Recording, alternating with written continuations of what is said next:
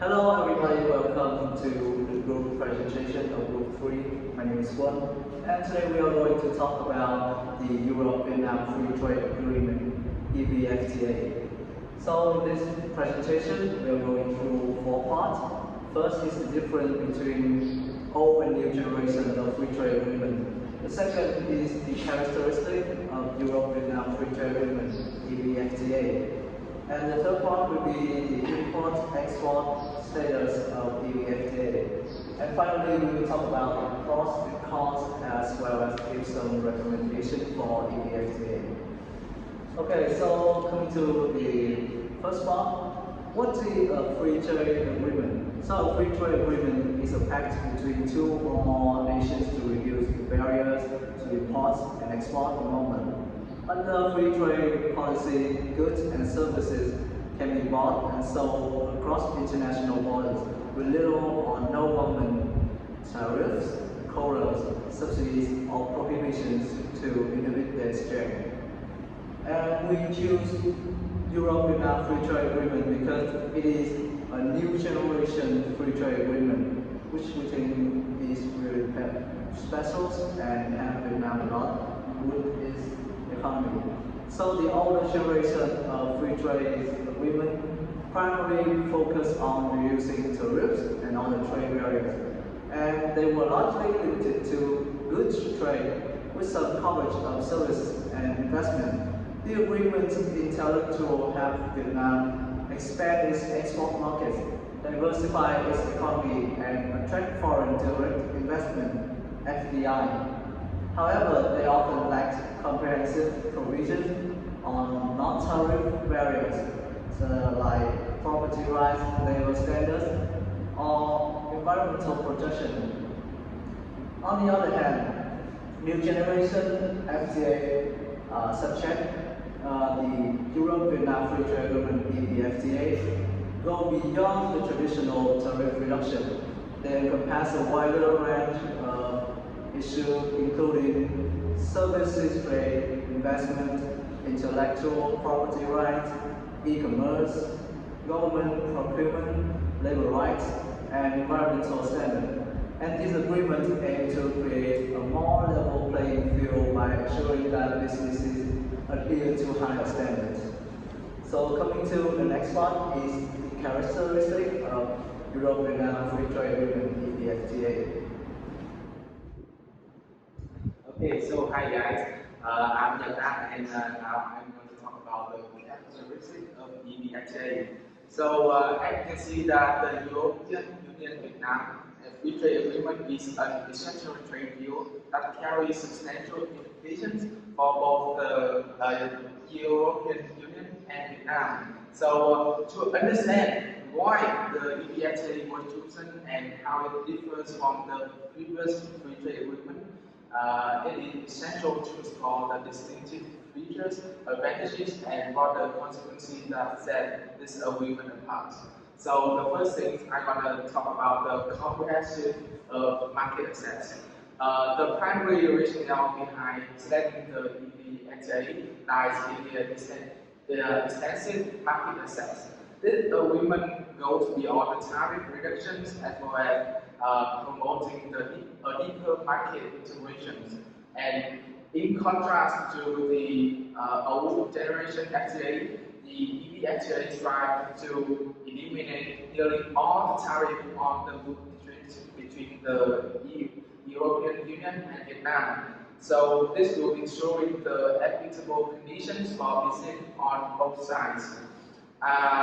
Also, we can say that such comprehensive market access has the potential to significantly enhance the trade and the investment. The second thing is about the enhanced rules of origin. The EVFTA introduced rigorous rules of origins, specifying the criteria that products must meet to qualify for the preferential tariff treatment under the agreement. So this will have a clear and precise rules to prevent the any mistake and the transparency in the global supply chains, and reserving reduce the tariff for product and originating from the European or from Vietnam. Okay, so coming to the third characteristic of EVFTA is the sustainability. In the EVFTA, there is a commitment to sustainability that the EVFTA distinguishes itself from previous FTA through its strong commitment to sustainability. And the agreement includes the provision addressing labor rights, environmental standards, and ensuring that the economic growth and trade do not compromise the working rights and the environmental protections. This presents a notable shift toward more responsible trade practices. And on the fourth thing of my characteristic part is about the emphasis on services and investment. In contrast to the old generation FTA, the EVFTA covers a wide range of sectors, including services and investment.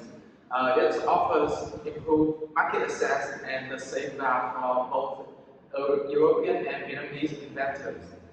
This aspect of the agreement not only promotes the trade of goods, but also encourages the growth of services and the investment benefiting the diverse range of industries. So, in summary, I can say that the EVFTA possesses a unique attribute that set it apart from the previous trade agreements. And its comprehensive market access, the strengthened rule of origin, the commitment to sustainability, and the emphasis on services and investment made it a significant and forward-looking trade path for both European and Vietnam. So to the next part of characteristic will be the presentations of we present the next four characteristics of EVFTA. It will be property protection, resolution mechanisms, digital economy, and long-term economy. First of all, I will come with the property protection. About the intellectual property protection, the EVFTA strengthens the protection of intellectual property rights, including patents, trademarks, copyright, and trade secrets.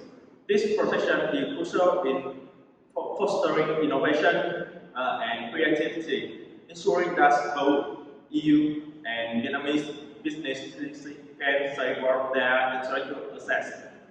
For example, a total of 169 European geographical indications or GIS have been automatically recognized and directly protected in Vietnam since the EVFTA came into effect. The next one will be digital economy and e-commerce.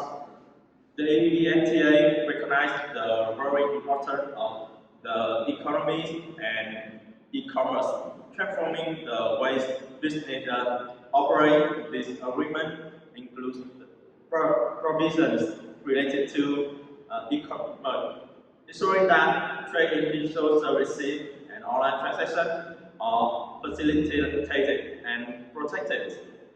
For instance, an e-commerce website to push trade between Vietnam and the European Union has been established to help businesses explore opportunities opened by the EVFTA. The third one will be dispute resolution mechanism.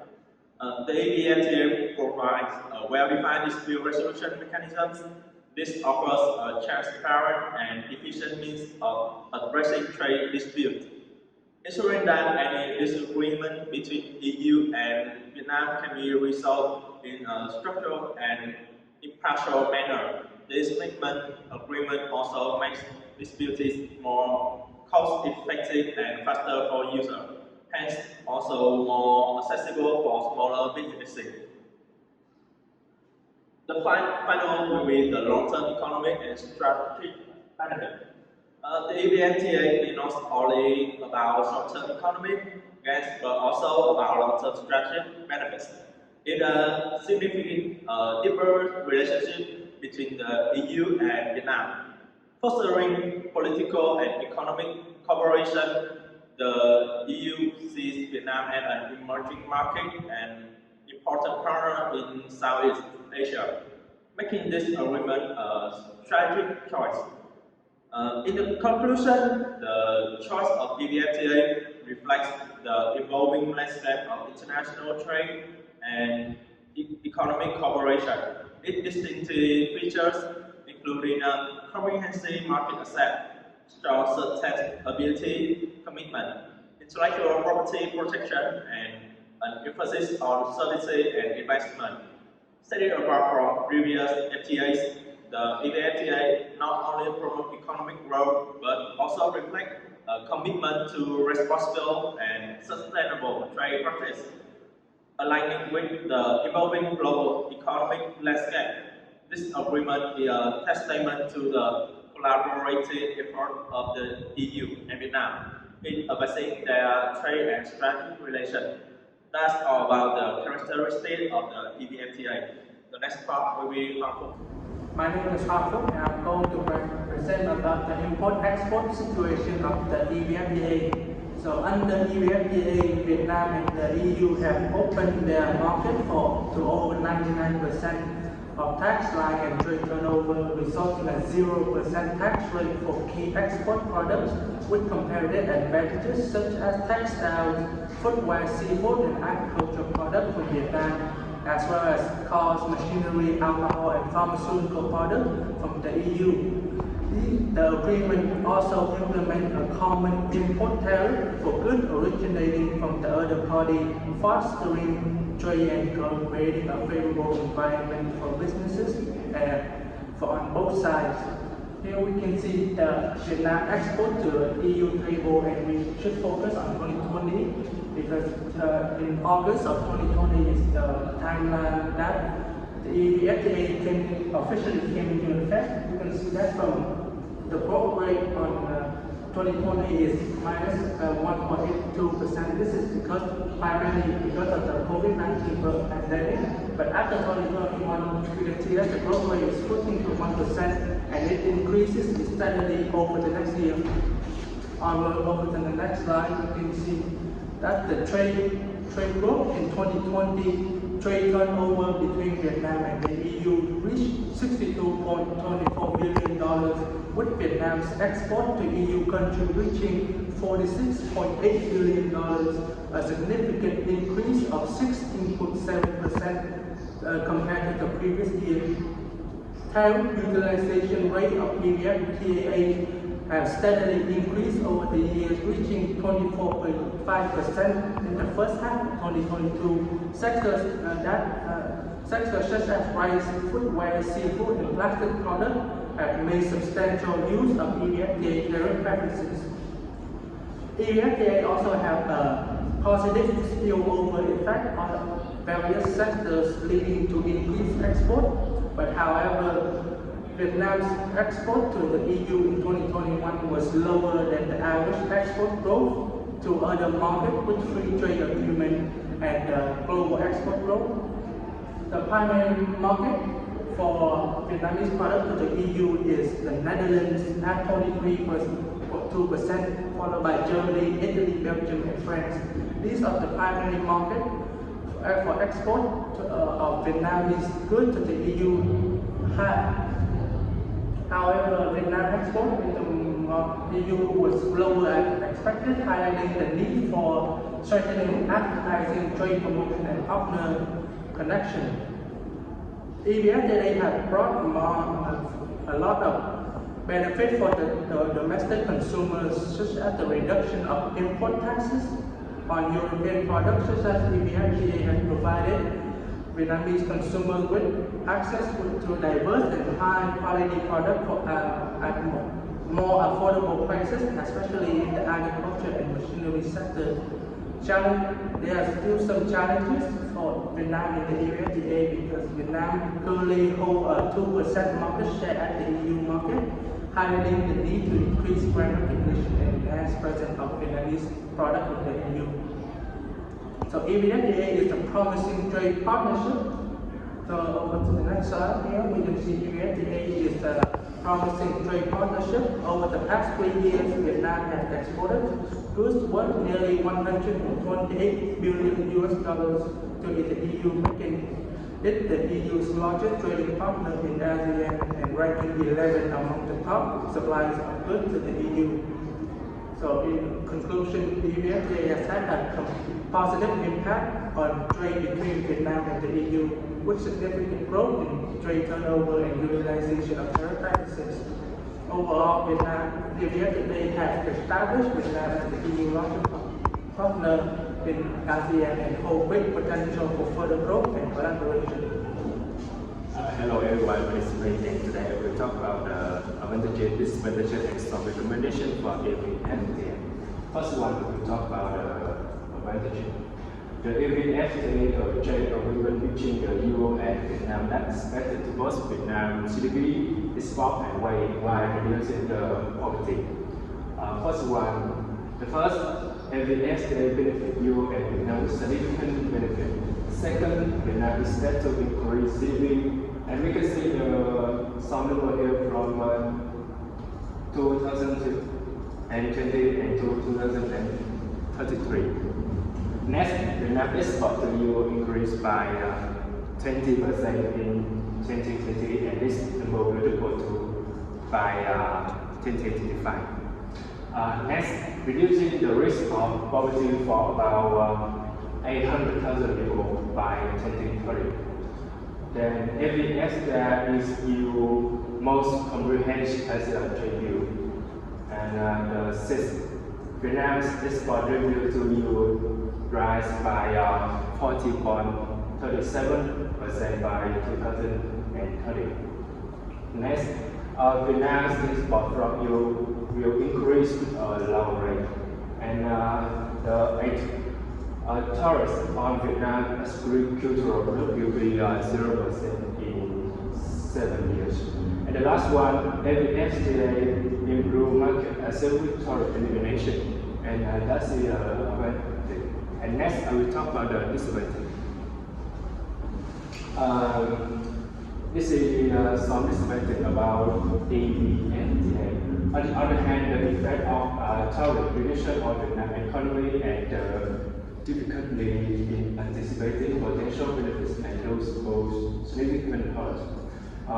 First, measures are needed to ensure that small and medium-sized enterprises can take full advantage of the benefit from EVFTA. Second, the implementation of commitments require Vietnam to continue legal reform improve business environment. The third, government support is needed to have business access information about the EU market, product standard regulation, and the intellectual property rights. Next, the effect of tariff reduction under the EVFTA on the whole Vietnam's economy needs to be analyzed. And the last one, there are challenges in anticipating the potential benefit and rules of the EVFTA. And the next, I will talk about some recommendations for EVFTA. In this recommendation, I will divide it into two parts. The first one is national perspective, and the second one is business perspective. When entering a big playground with five competition by international competitors, the government and business of Vietnam need to implement necessary solutions to the advantage of existing opportunity and turn trend into opportunities. First one, we will talk about the national perspective. The Vietnamese government needs to develop a strategic roadmap to implement the commitment of the EVFTA. Disseminate information about the agreement and EU market and review and allow to align with EVFTA. The government should also create favorable conditions for domestic business, particularly small and medium enterprise, and attract foreign investment from the EU. This includes assessing key export sector and providing support to business in this sector. And the last one is the business perspective. Vietnamese enterprise should understand the agreements like research the EU market and develop a comprehensive business strategy. They need to plan for medium and long-term period, adapt to the pandemic situation and develop online commerce. Improving competitiveness in terms of human resource product quality, business model, technology investment, and information transparency is crucial. They may need to change the source of raw material from foreign to domestic to comply with the agreement bill. Digital transformation is an integral goal for business. And this is one of our presentation. And thank you for listening.